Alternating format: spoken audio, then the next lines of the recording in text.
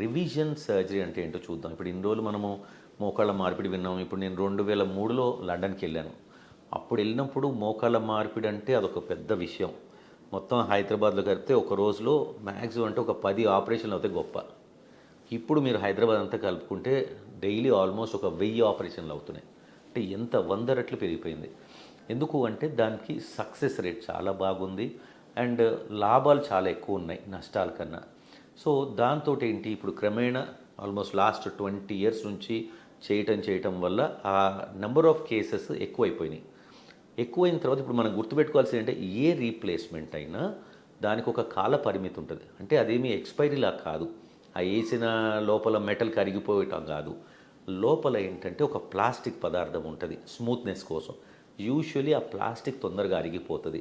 అరిగిపోయింది అక్కడక్కడ అబ్జర్వ్ అయ్యి ఆ బోన్ లూజ్ అయిపోతుంటుంది. సో ఇప్పుడు మనకి ఏదైతే పట్టు ఉంటుందో ఆ బోన్ అంతా పట్టు వదిలిపోయి అది లూజ్ అయిపోతుంటుంది.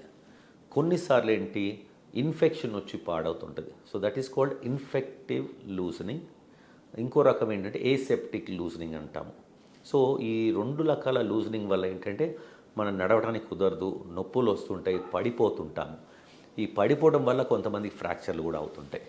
సో ఇట్లాంటి సందర్భాల్లో మనం దీన్ని ఏంటంటే రివిజన్ జాయింట్ రిప్లేస్మెంట్ అంటాము. అంటే ఏ జాయింట్ అన్న ఫర్ ఎగ్జాంపుల్ షోల్డర్ చేస్తాం, ఎల్బో, రిస్ట్, తుంటి, మోకాలు, యాంకిల్, ఏ జాయింట్ రిప్లేస్మెంట్ అన్న మళ్ళా రివిజన్ చేసుకోవచ్చు. ఇది అందరూ గుర్తుపెట్టుకోవాలి. ఎందుకు అంటే ఫస్ట్ అండ్ ఫార్మోస్ట్ నాకు వచ్చిన పేషెంట్ ఎవరైనా మీకు మార్పిడి అవసరం అంటే అమ్మో ఇప్పుడు వద్దండి, ఇది లాస్ట్ ఛాన్స్ అంటే కదా, ఇది అయిపోతే ఇంక అయిపోయిందంట కదా, మంచం మీద పడిపోవడం అంటే ఇది పాడైతే అలాగేం ఉండదు.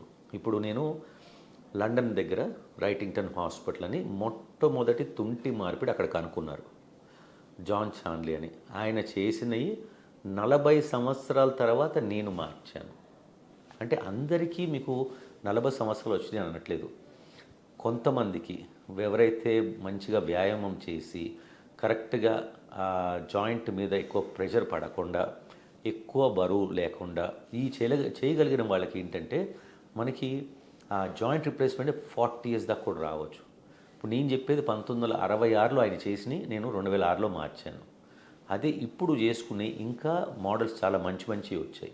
సో అందుకని నా సజెషన్ ఏంటంటే అవసరం ఉంటే ఆలోచించకండి.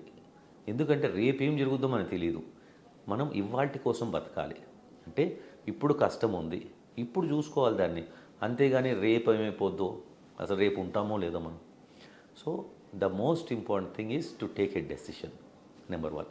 ఇప్పుడు coming back to the revisions, ఇప్పుడు అవి చేసిన తర్వాత ఏంటంటే జాయింట్స్ పాడవటం వల్ల మేము చెక్ చేసేది ఏంటంటే లోపల ఏ పరికరం లూజ్ అయింది. దాంట్లో పార్ట్స్ ఉంటాయి, డిఫరెంట్ పార్ట్స్. సో అందుకనే నేను యూజువల్లీ నేను ఆపరేషన్ చేసినప్పుడల్లా నేను వేసిన పార్ట్స్ కూడా స్టిక్కర్స్తో సహా పేషెంట్స్కి ఇస్తాను. సో ఏ కంపెనీ వేసాము, ఏ సైజ్ వేసాము, అది 20 సంవత్సరాలు 30 సంవత్సరాల తర్వాత అంతా రంగులు పోతాయి. లామినేట్ చేసుకోమని మరీ చెప్తాను నేను. ఎందుకంటే మనకి ఒక 30 సంవత్సరాల తర్వాత ఆయన నా దగ్గరికి రాకపోవచ్చు, ఇంకో చోటుకి వెళ్ళొచ్చు. ఆ డాక్టర్ గారికి తెలియాలి. ఎందుకంటే ఇప్పుడు 3 పదార్థాలు ఉన్నాయి అనుకోండి, ఫర్ ఎగ్జాంపుల్ ఒకటే లూజ్ అయింది, అన్నీ ఎందుకు మార్చాలి? ఆ లూజ్ అయింది మాత్రమే మారిస్తే సో నేనేం చేసిన కంపెనీ చెప్పగలిగితే అదే కంపెనీ తెచ్చి పెడతారు, ఫిట్టింగ్ అయిపోయింది. సో ఇది దీనివల్ల లాభం ఉంటుంది. అండ్ ఇంకోటి ఏంటంటే రివిజన్స్ అనేవి ఇవాళ రేపు చాలా సహజంగా అయినాయి. మన యావరేజ్ ఇప్పుడు నేను మినిమం రోజుకి ఒక 2 చేస్తున్నాను.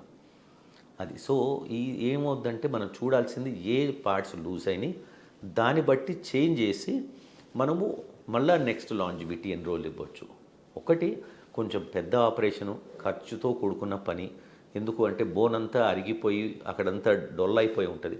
సో దాన్ని ఓవర్కమ్ చేయాలి. సో పెద్ద రాడ్లు వేయాల్సి వస్తుంది. బట్ అవుట్కమ్ చాలా బాగుంటుంది. అంటే ఇది కూడా మళ్ళీ మీరు గుర్తుంచుకోవాల్సింది ఏంటంటే ఇది తప్పదు. ఇప్పుడు ఈ లూజ్ అయిపోయిన తర్వాత మీరు నడవలేరు.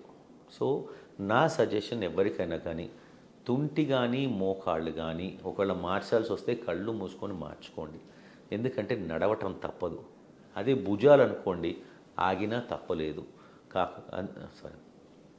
ఆగినా తప్పు లేదు. సో అందుకని తెలివిగా ఉండి ఉన్న ఒక్క జీవితాన్ని హ్యాపీగా గడపండి.